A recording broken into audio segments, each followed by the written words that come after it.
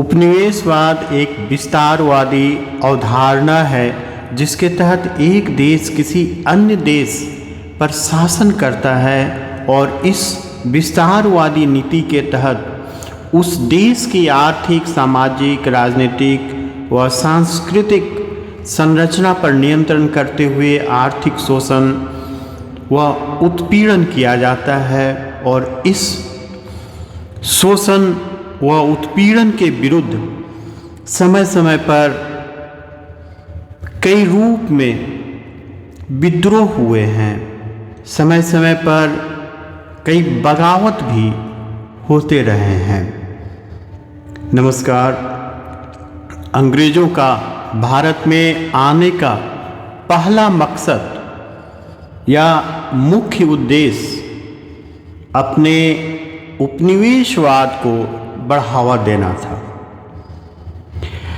इसके साथ यहाँ विभिन्न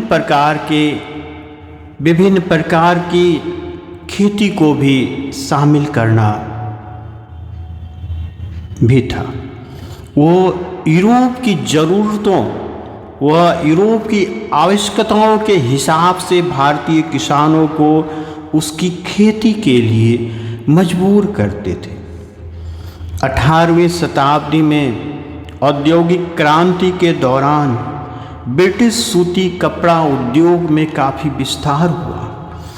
जैसे जैसे इस कपड़ा उद्योग का विस्तार होता गया, ब्रिटेन में नीले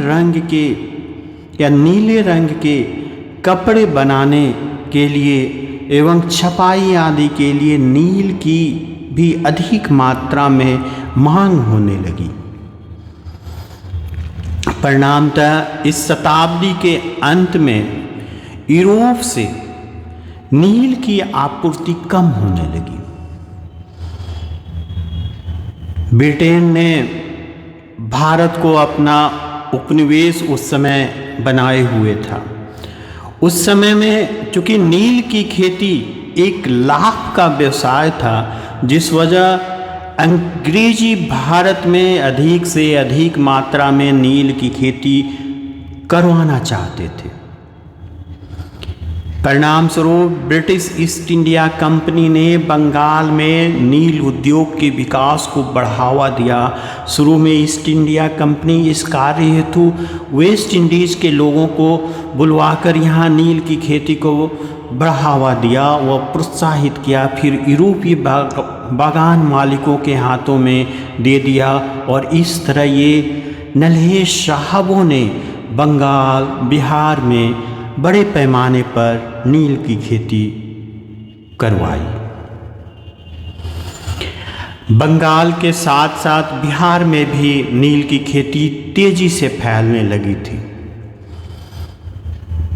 बंगाल की नील में जो उच्च गुणवत्ता या हाई क्वालिटी वाली थी और ये किसी अन्य देशों के नील उत्पादन में या नील के फसलों में ये खासियत नहीं थी, जिस वजह भारत की नील दुनिया भर के बाजारों में प्रसिद्ध होने लगी।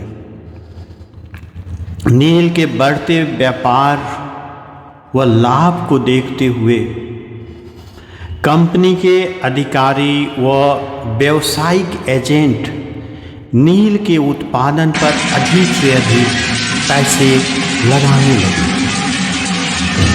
एक समय ऐसा भी आया जब कई ब्रिटिश अधिकारियों ने भी अपनी नौकरियां छोड़कर नील का ही व्यापार करने लगे।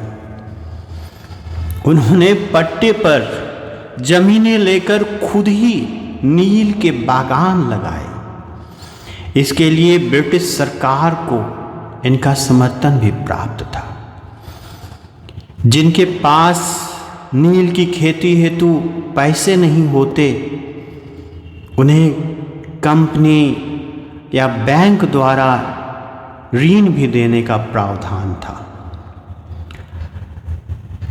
नील की खेती मुख्यतः दो प्रणालियों में प्रचलित थी, नीच आबाद व रैयती। नीज यानी स्वयं प्रणाली में प्लांटर्स उन जमीनों पर नील का उत्पादन स्वयं करते थे जिन्हें उनका स्वयं पर नियंत्रण रहता था। रैयती में किसान प्लांटर्स के साथ अनुबंध कर एग्रीमेंट के तहत अपनी जमीन पर नील की खेती करते थे। उनके द्वारा कहीं कहीं उन किसानों की भूमि पर भी नील की खेती की जाती थी जिनके खेत मालिकों की बिना उत्तराधिकारी के मृत्यु हो चुकी थी या जिन्होंने अपने गांव छोड़ दिए थे। इस प्रकार प्लांटर्स कई तरह से किसानों के जमीन पर अधिकार प्राप्त कर लिया करते थे। वो जमींदारों से वो अस्थाई या अस्थाई पट्टों पर बंजर भूमि ले लेते थे। साथ ही वो जमींदारी व तालुकदार के अधिकार भी प्राप्त कर लिया करते थे। बंगाल में मुख्य रूप से रैयती प्रणाली के आधार पर इसकी खेती की जाती थी। किसान एक अनुबंध कर नील की बुआई खेत में करते थे। इसकी खेती हेतु खर्चों को पूरा करने के लिए अनुबंध की शुरुआत प्लांटर्स किसानों को अग्रिम भुगतान किया करते थे। बदले में किसान अपनी भूमि पर नील की खेती करने के लिए सहमत हो जाते थे। इस अनुबंध की अवधि 1 साल का या 3 से 5 साल या 10 साल तक की होती थी। नील की खेती हेतु अग्रिम भुगतान अक्सर अक्टूबर या नवंबर के माह में 2 रुपया प्रति बीघा की दर से किया जाता था। उत्पादन अवधि की समाप्ति अगस्त या सितंबर माह होता था। इस समय किसानों का ऋण खाता बनाया जाता था। ऋण खाते में अग्रिम भुगतान का मूल्य आमतौर पर 2 रुपये प्रति बीघा, जिस पर अनुबंध हस्ताक्षरित किया गया था, उस स्टैम्प पेपर का मूल्य 2 आना और 4 आना प्रति बीघा की दर से 4 से 5 सेर नील के बीजों का मूल्य शामिल किया जाता था। जमा धन में किसानों द्वारा कारखानों तक पहुंचाए गए नील के पौधों के गट्टों 1 रुपया में 4 से 8 गट्टे के हिसाब का मूल्य सम्मिलित था, जबकि 1 बीघे से लगभग 10 से 12 गट्टे प्राप्त होते थे। फिर ऋण और जमा धन के बीच का घाटा निकाला जाता था और उसी के अनुसार भुगतान किया जाता था। किसी किसान के लिए अधिक राशि होता था तो उसका भी भुगतान किया जाता था और यदि नहीं तो उसके विरुद्ध एक ऋण निर्धारित कर दिया जाता था। ऋण के बावजूद उन्हें अगले फसल मौसम के लिए एक नया अग्रिम भुगतान दिया जाता था, परंतु ऋण पूर्ण अग्रिम राशि से काटा जाता था और अगली फसल मौसम के लिए किसानों को केवल शेष राशि ही दी जाती थी। कुछ मामलों में यदि ऋण बहुत अधिक होता तो किसान को कोई नई अग्रिम राशि नहीं दी जाती थी और वे बिना किसी राशि के ही नील की खेती करने हेतु बाध्य हो जाते थे। किसानों को बड़ी परेशानियां होती थी। उनके सामने एक समस्या ये भी थी कि जिस वक्त नील की खेती होती थी उसी वक्त धान की भी खेती होती थी। ऐसे में बागान मालिकों को मजदूर मिलने में काफ़ी दिक्कत होता है। ऐसे में नील उत्पादन के लिए किसानों के साथ मारपीट किया जाने लगा। उनसे ज़बरदस्ती नील की खेती कराई जाती थी। वो हमेशा कर्जों तले दबे रहते थे। किसानों को उनके सबसे उपजाऊ जमीन पर नील की खेती करनी पड़ती थी, परंतु नील की खेती के साथ एक ये परेशानियां थी कि उसकी जड़ें बहुत गहरी डीप रूटेड होती थी। वह ज़मीन की उर्वरा शक्ति को काफ़ी कम कर देती थी, जिस वजह नील फसल की कटाई के बाद वहाँ धान की खेती नहीं की जा सकती थी।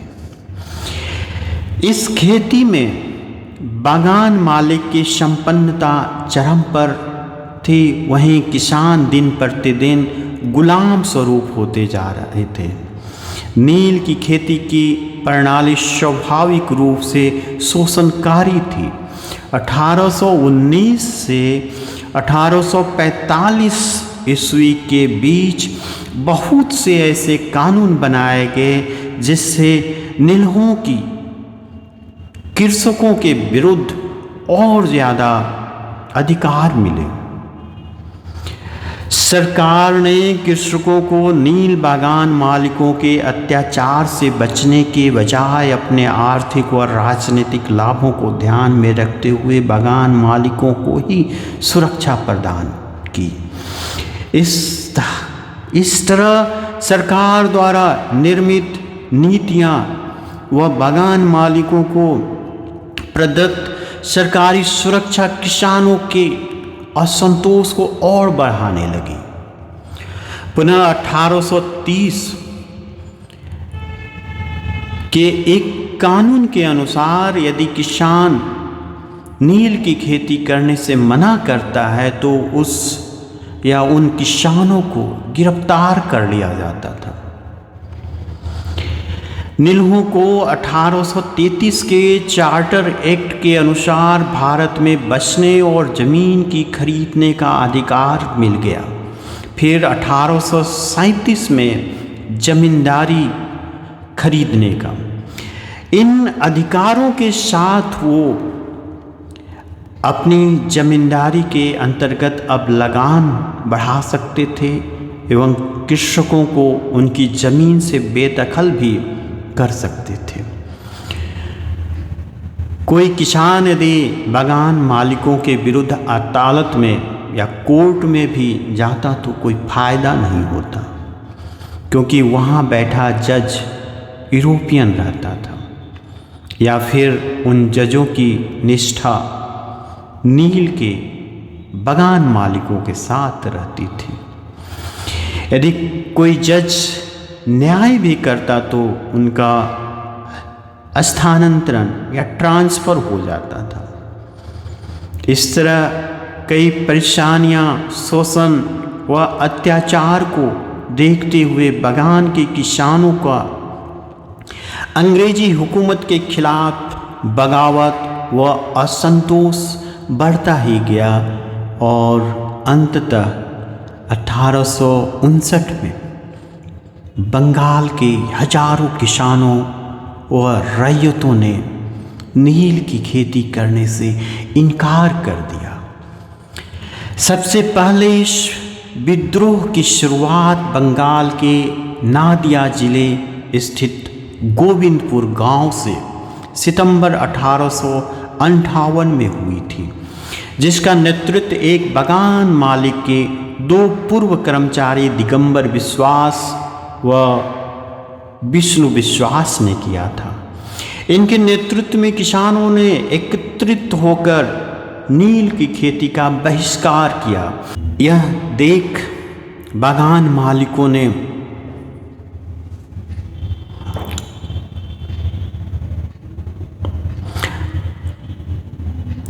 अग्रिम धन लेने से साफ मना कर दिया।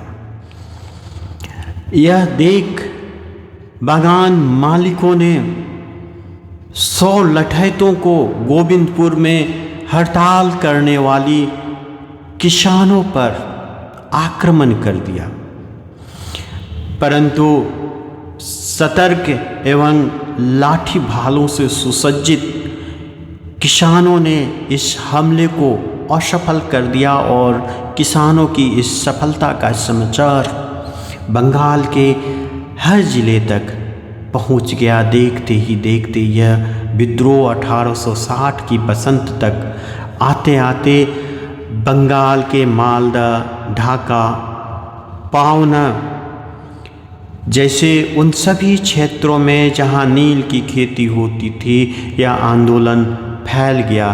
किसान दिन प्रतिदिन संगठित होकर लठैतों के आतंक का खात्मा कर रहे थे और उग्र विद्रोहात्मक अपनाते जा रहे थे। किसानों की एकजुटता से इस विद्रोह को बहुत बल मिला। जैसे जैसे विद्रोह बढ़ता गया, किसानों ने बागान मालिकों को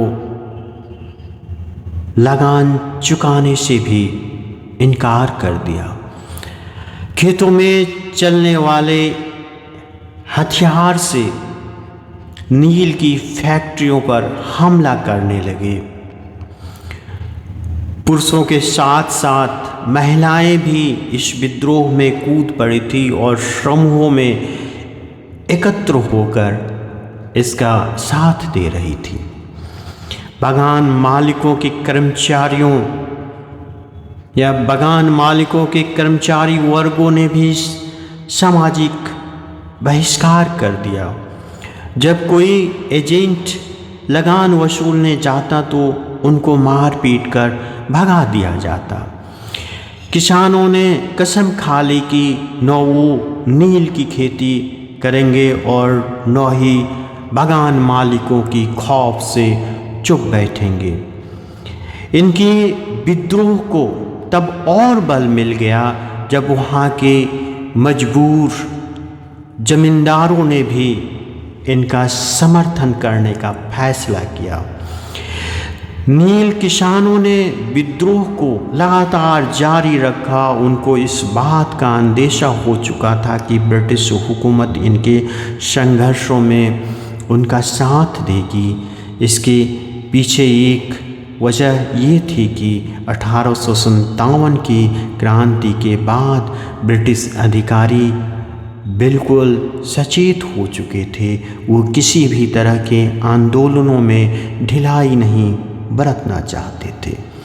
ऐसे में ब्रिटिश हुकूमत को भारतीय किसानों के इस बढ़ते नील आंदोलन से डर लगने लगा।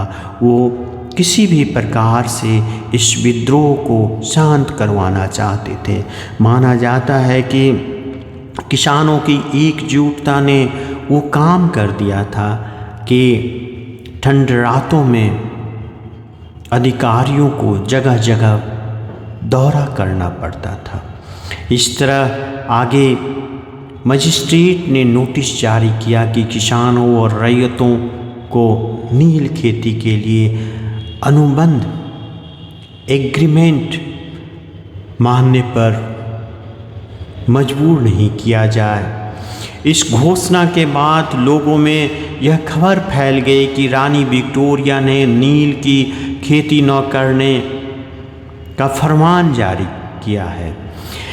इस तरह स्थिति और बिगड़ने लगी। जैसे जैसे विद्रोह उग्र होता गया, कलकत्ता के शिक्षित व जागरूक लोगों ने भी इन गरीब किसानों का साथ देने लगे।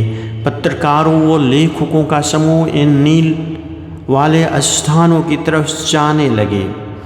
बागान मालिकों के द्वारा किसानों पर किए जा रहे अत्याचार को लेखक पत्रकार खुले तौर पर लिखने लगे। मामला इतना बिगड़ चुका था कि बागान मालिकों की रक्षा के लिए सेना तैनात करनी पड़ी। नील की खेती को लेकर अशांति को देखते हुए मार्च 1860 में इस प्रणाली के अपकारों की जांच के लिए एक आयोग का गठन किया गया। इस नील आयोग में 5 सदस्य थे, जिसमें ब्रिटिश सरकार का प्रतिनिधित्व करने वाले W.S. सेटन कॉरर और R. टेम्पल, ईसाई धर्म प्रचारकों का प्रतिनिधित्व करने वाले रेव जे शेल, यूरोपीय प्लांटर्स का प्रतिनिधित्व करने वाले W.F. फर्ग्यूसन और जमींदारों का प्रतिनिधित्व करने वाले चंद्रमोहन चटर्जी सम्मिलित थे। आयोग के समक्ष बागान मालिकों, ईसाई धर्म प्रचारकों, मजिस्ट्रेट, जमींदारों व किसानों सहित 134 लोगों की गवाही सुनने के बाद आयोग ने अंततः अगस्त 1860 में अपनी रिपोर्ट प्रस्तुत की, जिससे किसानों का नील की खेती से मोह भंग के घृणित कारण स्पष्ट हुए। इनके सुझाव 1862 के अधिनियम 4 में लिखे गए। आयोग ने पाया कि विशेष रूप से अग्रिम भुगतान की व्यवस्था के कारण नील की खेती प्रणाली दमनकारी थी। कुछ किसान स्वेच्छा से इसमें फंस गए थे क्योंकि उन्हें लगान का भुगतान करना था एवं दुर्गा पूजा के वार्षिक उत्सव का जश्न भी मनाना था, जबकि अन्य इसके तहत पीड़ित थे क्योंकि उनके पिता या दादाजी ने अग्रिम भुगतान लिया था और अब वे ऋण के कुचक्र में फंस गए थे। यह भी पाया गया कि नील की खेती किसानों के लिए बिल्कुल ही लाभकारी नहीं थी। इसके अलावा भूमि के चयन में किसानों का कोई सहमति नहीं था। प्लांटर्स अपनी इच्छा के अनुसार तय करते थे कि जमीन के किस हिस्से में नील की खेती किया जाएगा।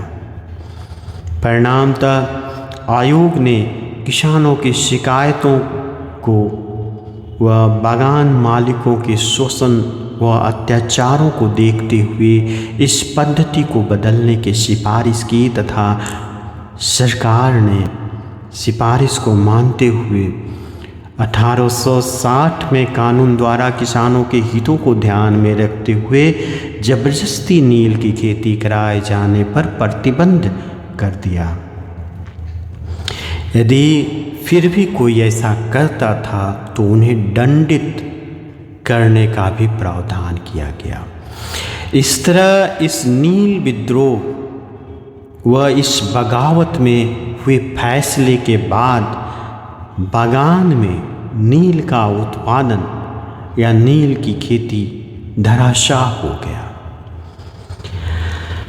धीरे धीरे नील के कारखाने बंद होने लगे और 1860 के अंत तक बंगाल में नील की खेती पूरी तरह से खत्म हो गई। अंग्रेज बिहार के किसानों की तरफ ध्यान देना शुरू कर दिया और फिर वहाँ के किसानों को भी उसी मुसीबतों का सामना करना पड़ रहा था। ऐसे में एक किसान महात्मा गांधी से मिलने गया। वो उनसे बिहार के नील किसानों की शोषण व दुर्दशा देखने को संज्ञान में लेने को कहा। इसी के बाद ही 1917 में महात्मा गांधी ने नील बागानों के खिलाफ चंपारण आंदोलन की शुरुआत की थी। नील विद्रोह ब्रिटिश शासन के विरुद्ध भारतीय स्वतंत्रता संग्राम की एक महत्वपूर्ण घटना थी। किसानों ने उग्र व सशस्त्र विद्रोह व बगावत के साथ साथ अपने हितों की रक्षा हेतु संवैधानिक मार्ग का भी सहारा लिया। धन्यवाद।